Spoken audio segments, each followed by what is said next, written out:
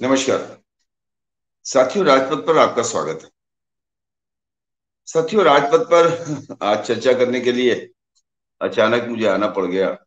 हालांकि रात को 8:30 बजे गौरवपाल एक बड़ी बहस, बड़ी चर्चा लेके आपके बीच में आएंगे राजपथ पर, जिसपे तमाम पैनलिस्ट जुड़ेंगे। चर्चा का विषय आज थोड़ा दिलचस्प था, तो मैंने कहा कि आप लोगों से इसको शेयर करूं। आपको याद होगा कि मायावती ने एक बड़ी बैठक की थी निकाय चुनाव के बाद, समीक्षा बैठक, और उसमें समीक्षा बैठक में पूरे प्रदेश से तमाम लोग, पदाधिकारी और तमाम बड़े पदाधिकारी, छोटे पदाधिकारी बुलाए गए थे। उस बैठक में मायावती ने समीक्षा की और उसके बाद नतीजों में संतोष व्यक्त किया। और संतोष व्यक्त करते हुए उन्होंने एक नारा दिया। नारा नया नहीं था, काशीराम का दिया हुआ नारा, जो 1984 में बसपा के गठन के साथ नारा दिया गया था, वोट हमारा राज तुम्हारा, नहीं चलेगा नहीं चलेगा। और उसके साथ उन्होंने ये निर्देश दिया कि सभी छोटे बड़े पदाधिकारी चलो गांव की ओर, एक नारे के साथ गांव पहुंचेंगे, युवाओं को जोड़ेंगे 50% से अधिक, महिलाओं की भागीदारी बढ़ाएंगे, और एक एक डोर टू डोर, घर घर जाकर बसपा की सरकारों में जो बसपा ने काम किए हैं मायावती के शासनकाल में, उनको जनता को बताएंगे और उनको जागरूक करेंगे। आज लगभग 1.5 महीने हो गए इस बैठक को, और उसके बाद तमाम कोऑर्डिनेटर्स बदले गए, जिले से इधर से उधर किया गया, इस कोऑर्डिनेटर को इधर, उस कोऑर्डिनेटर को उधर, ट्रांसफर पोस्टिंग हुई। और उस ट्रांसफर पोस्टिंग के बाद अब काम कहाँ पहुंचा, इसको लेके अब वो समय आ रहा है कि उसकी समीक्षा की जाए। दिलचस्प बात यह है कि बहुजन समाज पार्टी में जो कोऑर्डिनेटर्स हैं, वो कोऑर्डिनेटर खुद को मायावती से कम नहीं समझते। जिस तरह मायावती लखनऊ में मीटिंग लेती हैं और अपना दिशा निर्देश देती हैं, और उसके बाद तमाम लोगों से बाद में मिलती हैं, अलग अलग मिलती हैं, और उसके बाद ट्रांसफर पोस्टिंग का काम शुरू होता है। दिलचस्प ये है कि आप प्राप्त जो जानकारी है, एक तो आप जानते हैं कि बसपा का जो कार्यकर्ता है, क्योंकि मैं बहुजन समाज पार्टी को लगभग 30 सालों से, 1991 से देख रहा हूँ, बसपा को बहुत करीब से देखा है। मैंने ये देखा है कि बसपा का कार्यकर्ता बड़ा गरीब, कमजोर, मजदूरी करने वाला, और अपने उसमें से समय निकालकर संगठन का काम करने वाला होता है। तो सेक्टर का पदाधिकारी हो या बूथ का पदाधिकारी हो या विधानसभा कमेटियों के लोग हों या दूसरे कार्यकर्ता, बहुत ही गरीब होते हैं। और वो अब मुश्किल से उनके पास मोटरसाइकिल होती है। जब मोटरसाइकिल होती है तो उसमें तेल की भी उनको बड़ी जहमत होती है, लेकिन फिर भी वो किसी तरह तेल की व्यवस्था करके और उसके बाद बूथ का गठन करते हैं, सेक्टर का गठन करते हैं, और क्षेत्र में घूमते हैं।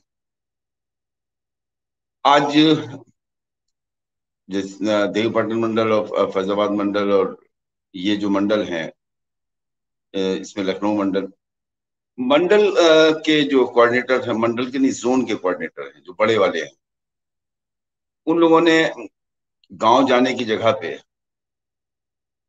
अंबेडकर नगर, फैजाबाद मंडल, फैजाबाद अयोध्या जिला, सुल्तानपुर जिला, बाराबंकी जिला, अमेठी जिला, इनकी बैठक लखनऊ में बुलाई। लगभग 50 से 60 पदाधिकारी लखनऊ आएंगे, और लखनऊ में उनकी बैठक ली जाएगी कि क्या हुआ, कितनी हुआ, समीक्षा की जाएगी। अब जो कार्यकर्ता जो मोटरसाइकिल में तेल मुश्किल से जुटा पाता है, पदाधिकारी बना है, वो पार्टी का काम कर रहा है, वो किस तरह लखनऊ आएगा, कैसे आएगा? जबकि जो कोऑर्डिनेटर हैं उसमें दो दो कोऑर्डिनेटर तो पूर्व विधान परिषद सदस्य हैं। एक एक दिनेश चंद्रा हैं और एक विजय प्रताप। दोनों विधान परिषद के पूर्व सदस्य हैं, और विधान परिषद सदस्य जो पूर्व होते हैं उनको पेंशन भी मिलती है, उनको तमाम सुविधाएं भी मिलती हैं। और ऐसे में वो अगर मायावती के निर्देश का पालन करके खुद गांव की ओर गए होते, किसी जिले में बैठक की होती, हर जिले की अलग अलग बैठक की होती, दो लखनऊ और अयोध्या मंडल की जगह पे अगर दोनों की अलग अलग करते, लखनऊ की लखनऊ में करते, वहां की वहां पे करते, तो इसका एक असर पड़ता और कार्यकर्ताओं पर कोई बोझ ना पड़ता, कार्यकर्ताओं को कोई दिक्कत का सामना न करना पड़ता। लेकिन चूंकि जिन लोगों ने जुगल किशोर का समय देखा है, जिन लोगों ने जिन्हें जुगल किशोर याद होंगे, 2007 से 12 की सरकार थी। जुगल किशोर बड़े ताकतवर कोऑर्डिनेटर थे, इतने ताकतवर कोऑर्डिनेटर थे कि जुगल किशोर का कहा हुआ लगता था कि मायावती का कहा हुआ। और बाद में जो 12 के बाद नतीजे आए, उसके जो टिकट वितरण हुआ और तमाम कैंडिडेट जीते, कम हारे ज्यादा, जमानतें ज्यादा जब्त हुई, उसके बाद समीक्षा इस बात की लोगों ने की कि भाई ये हुआ कैसे। तो मालूम दिया जुगल किशोर और उनकी टीम ने जो किया वो बसपा के लिए बहुत ही हानिकारक हुआ, और आखिर में जुगल किशोर भाजपा में चले गए, उनके बेटे भाजपा से विधायक हो गए, और बहुजन समाज पार्टी को एक तरह से खात्मे की कगार पर पहुंचाकर जुगल किशोर गए। उसके बाद से बहुजन समाज पार्टी पनप नहीं पाई। तो तमाम जुगल किशोर अब भी हैं बहुजन समाज पार्टी में, जो अपने को मायावती से कहीं कम नहीं समझते। कार्यकर्ताओं का जो, मैंने तो वो समय भी देखा है, मुझे याद है कि शायद 96 या 2002 की सरकार थी, कानपुर में शाहू जी महाराज मेला लगा था और रैली हुई थी, सोनेलाल पटेल जिंदा थे। जो गाड़ियों की वहां भीड़ थी, उसमें सबसे अच्छी गाड़ी जो थी, अभी जो 2 दिन पहले जिनका स्वर्गवास हुआ है, स्वर्गीय इलियास आजमी सांसद हुआ करते थे शाहबाद से, अम्बेसडर कार उनकी सबसे अच्छी गाड़ी थी। बाकी वही इंटर जीपें और पुरानी जीपों से लोग आए थे। और उसके बाद 3 बार वो वाली सरकार बनी, 67 एमएलए, 69 एमएलए, 99 एमएलए। उसके बाद मोहम्मद की सरकार भी इन्हीं कार्यकर्ताओं ने बना दी, जिनके पास टूटी हुई गाड़ियां भी नहीं।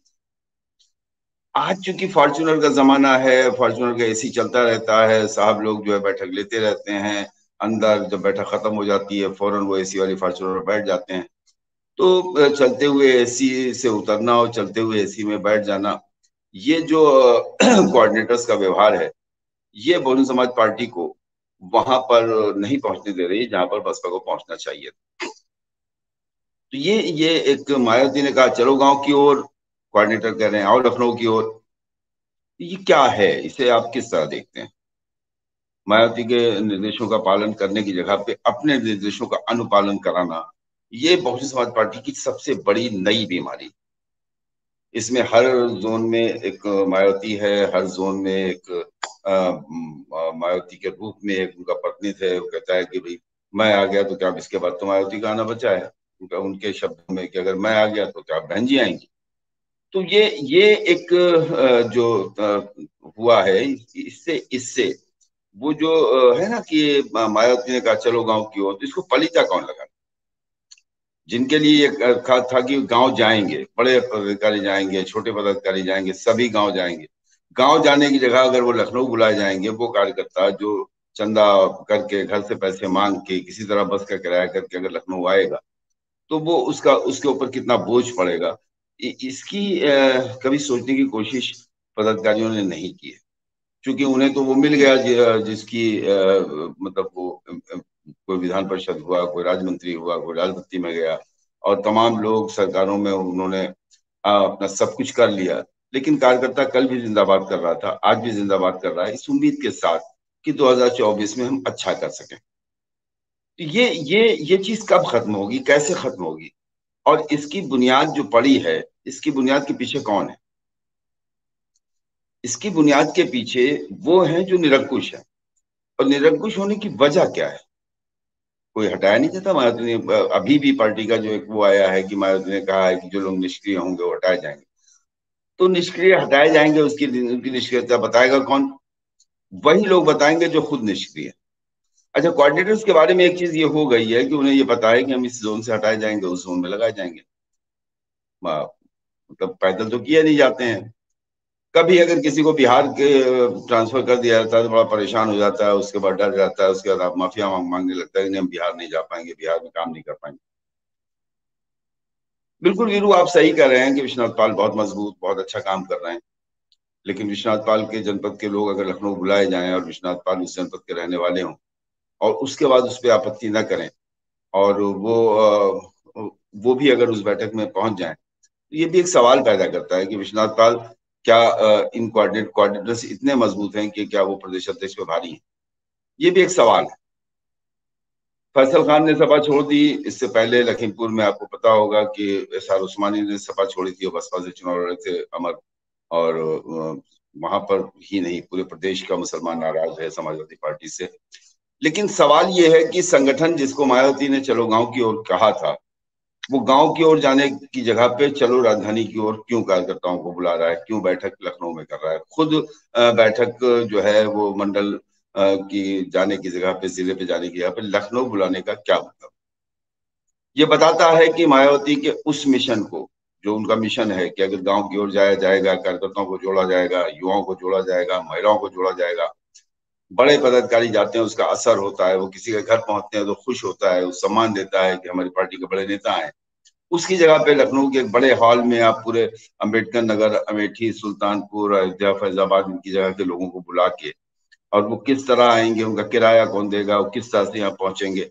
50-55 लोगों का आना है तो कम से कम 10 गाड़ी चाहिए, 10 गाड़ी में 4-4 हजार रुपये किराया, तो 40 हजार रुपये वो कहाँ से लाएंगे सारे लोग मिला के। एक सवाल है। और जिन जो कोऑर्डिनेटर्स हैं वो, जैसे डॉक्टर विजय प्रताप, उनको आजमगढ़ से आना है तो अयोध्या में कर सकते हैं, आजमगढ़ अयोध्या होके रास्ता है। दिनेश चंद्रा है, सुल्तानपुर के रहने वाले हैं, घर उनका सुल्तानपुर है, तो सुल्तानपुर से, सुल्तानपुर भी करीब, अमेठी भी करीब, अम्बेडकर नगर भी करीब, अयोध्या भी करीब, बाराबंकी भी करीब, सबके बॉर्डर मिलते हैं। सुल्तानपुर में बैठक की जा सकती है अगर समीक्षा करनी। वैसे तो उन्होंने चलो गांव की ओर कहा है तो खुद जाना चाहिए। तो ये मैंने सोचा कि इसको जो है राजपथ के माध्यम से अपने लोगों तक इसको ले जाऊं कि बसपा की जो प्लानिंग है मायावती की, उस प्लानिंग को जमीन पे उतारने से रोकने वाले लोग, ठीक है, कृष्ण कुमार गौतम कह रहे हैं चलो गांव की ओर, अभी मेरे गांव नहीं पहुंचा, तो जब लखनऊ बुलाए जाएंगे तो गांव जाने की कोई जरूरत नहीं रहेगी। फिर ये कि ये कोऑर्डिनेटर्स जो हैं, ये इतने ज्यादा इनको खुद को मायावती समझने वाले कोऑर्डिनेटर्स, अगर वो कार्यकर्ताओं का सम्मान नहीं करेंगे, कार्यकर्ताओं को की परेशानी को नहीं समझेंगे, कार्यकर्ताओं की दिक्कत को नहीं समझेंगे, अपने नेता के आदेश निर्देश या इनके द्वारा बताए गए काम को नहीं समझेंगे, तो 2024 तो बड़ी कठिन डगर पनघट की हो जाएगी, दिल्ली की हो जाएगी, बड़ी कठिन डगर होगी। क्योंकि पार्टी का काम करने के लिए जिन लोगों को जिम्मेदारी दी गई है उस समीक्षा करने के लिए, उनको खुद भी काम, उनके काम की समीक्षा कौन। ये कोऑर्डिनेटर्स जो है जिनको इतनी बड़ी जिम्मेदारी की, मायावती के आंख नाक कान है ये लोग, जो मंडलों में बैठा ले गए, जोन में बैठा ले गए, एक एक आदमी के पास दो दो मंडल हैं, तो वो तो उनके उन्हीं के चश्मे से देखती हैं, तो उनको अपने नेता पर उनका विश्वास नहीं है, नेता के विश्वास को तोड़ते हैं, विश्वासघात इसको माना जाएगा। ये एक ऐसा फैशन पड़ा है बहुजन समाज पार्टी में, जिसे मैंने सोचा कि इस पे एक वीडियो करूं कि ये कोऑर्डिनेटर्स ऐसे निरंकुश हैं, उन्हें मालूम है कि हमें हटाया नहीं जाएगा, हटाया जाएगा तो आज फैजाबाद से हटाया जाएगा तो देवी पाटन लगा दिया जाएगा, देवी पाटन से हटाया जाएगा तो बस्ती लगा दिया जाएगा, बस्ती से हटाया जाएगा तो आजमगढ़ लगा दिया जाएगा, आजमगढ़ से हटाया जाएगा तो वाराणसी लगाया जाएगा, इलाहाबाद, प्रयागराज लगाया जाएगा। तो ये जो ट्रांसफर पोस्टिंग है, उन्हें मालूम है इस मंडल से हटा के दूसरे मंडल में भेज दिए जाएंगे, और इसके अलावा हमारा कुछ होने वाला नहीं। एक वजह और भी है कि कोऑर्डिनेटर जो बताएंगे वही मायावती जानेंगे। मायावती को सीधे कार्यकर्ता जो है ना अपनी बात बता सकता है, ना पहुंचा सकता है, ना चिट्ठी के माध्यम से, ना फोन के माध्यम से। तो ऐसे में कोऑर्डिनेटर्स की जो गतिविधियां हैं, उनकी सूचना मायावती को नहीं हो सकती। तो ये एक बड़ी घटना घटना थी, बड़ा घटनाक्रम था कि अंबेडकर नगर, फैजाबाद, बाराबंकी और सुल्तानपुर, अमेठी के लोग लखनऊ बुलाए जाएं और वहां पर मीटिंग की जाए, और मायावती कह रही चलो गांव की ओर। तो ये एक ऐसी बात है कि जिसका मायावती तक पहुंचना जरूरी है। कि मायावती को पता होना चाहिए कि कई जुगल किशोर बहुजन समाज पार्टी में फिर पैदा हो गए उनकी पार्टी में। अगर वो अपने पुराने जुगल किशोरों से छुट्टी नहीं लेंगी, जो नए जुगल किशोर पैदा हो गए हैं, तो उनका 2024 का जो एक टारगेट है वो पूरा होना असंभव है। मतलब उसकी संभावना ना के बराबर है। क्योंकि जब आपका संगठन, आपके लोग, आपके अपने लोग, जिनको आप अपना हाथ पैर समझते हैं, आंख नाक कान समझते हैं, जिनके ही ऊपर पूरी जिम्मेदारियां हैं, अगर वो उसको उसका निर्वहन नहीं कर रहे हैं, तो फिर आप ये समझ लें कि फिर नीचे कार्यकर्ता तो अपनी जान भी दे दे तो वो निर्वहन उस तरह नहीं हो सकता है जैसा होना चाहिए। मैंने देखा है कि भारतीय जनता पार्टी में या समाजवादी पार्टी में कार्यकर्ताओं का सम्मान है, लेकिन मैंने बहुजन समाज पार्टी में भी कार्यकर्ताओं की हैसियत देखी है किसी जमाने में। लेकिन वर्तमान में कोऑर्डिनेटर्स, अब तो चूंकि एक एक दर्जन कोऑर्डिनेटर्स होते हैं, तो किसको किसको आदमी संतुष्ट करेगा, कार्यकर्ता किसको किसको संतुष्ट करेगा, एक बड़ी बात है, एक बड़ा मसला है। पहले एक जिले में एक जिला कोऑर्डिनेटर होता था, वो बहुत ताकतवर होता था, लेकिन वो ईमानदारी के साथ काम करता था। उसको देखने वाले एक लोग होते थे जो बामसेफ के रूप में होते थे, उन पर नजर रखते थे। अब बामसेफ पर भी नजर कोऑर्डिनेटर रखता है, संगठन पर भी नजर कोऑर्डिनेटर रखता है। कोऑर्डिनेटर ही का कहा अंतिम सच होता है, क्योंकि कोऑर्डिनेटर ही मायावती तक सारी बातें पहुंचाता है। तो लखनऊ में बुला के बैठक करना, मायावती ने कहा है चलो गांव की ओर, और यहाँ पर मंडल की बैठक लखनऊ में बुला के की जा रही है, और मंडल में शामिल होने वाले तमाम जिले के कार्यकर्ता किस तरह लखनऊ तक पहुंचेंगे। क्योंकि मैं अब राजपथ के माध्यम से मुझे तमाम लोग फोन भी करते हैं, मुझे बताते भी हैं, मुझे मैसेज भी करते हैं, तमाम कार्यकर्ता भी हैं, पदाधिकारी भी हैं, वो लोग भी हैं जो सुनते हैं, जानते हैं। और वो बातें जो बातें दूसरे मीडिया चैनल्स में नहीं आ सकती, वो मुझे पता चलती हैं। तो मैंने सोचा कि इनकी आवाज को इस वीडियो के माध्यम तक मायावती तक भेजा जाए, और मायावती जाने कि उनके कोऑर्डिनेटर्स, उनके दुलारे, उनके अपने प्यारे, वो किस तरह से मायावती के निर्देशों का उल्लंघन कर रहे हैं और चलो गांव की ओर को पलीता लगाने का काम कर रहे हैं। साथियों, आप भी अगर इस तरह की आपको, मैं देखिए बसपा का कार्यकर्ता, बसपा का समर्थक, बहुजन समाज पार्टी या अम्बेडकर मूवमेंट के लोग जब मुझ जैसे छोटे से एक यूट्यूबर को कोई 10, कोई 20, कोई 25, कोई 50, कोई 100 रुपए भेजकर राजपथ की मदद करता है, तो बहुजन समाज पार्टी के लिए वो कितना करना चाहता होगा या कितना करता होगा, इसके कहने की जरूरत नहीं है। तमाम लोग, मैं जिन्हें जानता भी नहीं हूँ, मेरे पेटीएम पे वो कभी 22 रुपए, कभी 24 रुपए, कभी 40 रुपए, कभी 52 रुपए, इस तरह की रकम मुझे भेजते रहते हैं। तो ये आप सिर्फ इसलिए कि राजपथ पर मैं वो खबरें दिखाता हूँ जो सच होती हैं, जो बहुजन समाज पार्टी या बसपा या 85-15 या दलित, शोषित, अल्पसंख्यक, पिछड़ा, इन लोगों से जुड़ी हुई खबरें होती हैं, वो राजपथ पे देखने को मिलती हैं। तो इससे प्रसन्न होकर वो जब मुझे, मेरे चैनल को 20 रुपए, 30 रुपए, 40 रुपए, 52 रुपए इस तरह की रकम देता है, तो बसपा के लिए या मायावती के लिए वो क्या करने को तैयार होगा, ये कहने की आवश्यकता मुझे नहीं लगता है कि है।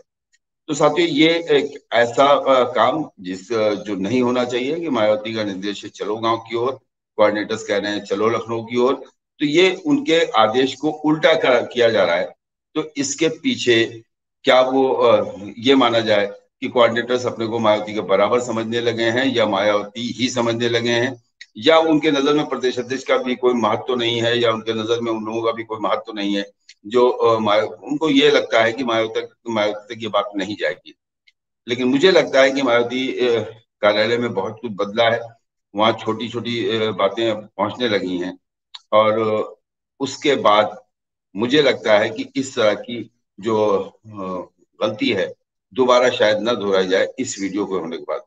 तो बने रहिए राजपथ के बाद साथ, रात में 8:30 बजे गौरव के साथ एक विशेष चर्चा को जरूर देखिएगा, और चैनल को लाइक सब्सक्राइब करते हैं आप, बेल आइकन भी जरूर दबाया कीजिए, विज्ञापन भी देखा कीजिए। इस तरह से आपका चैनल बढ़ता रहेगा और मुझे ताकत मिलेगी। बहुत बहुत शुक्रिया। नमस्कार।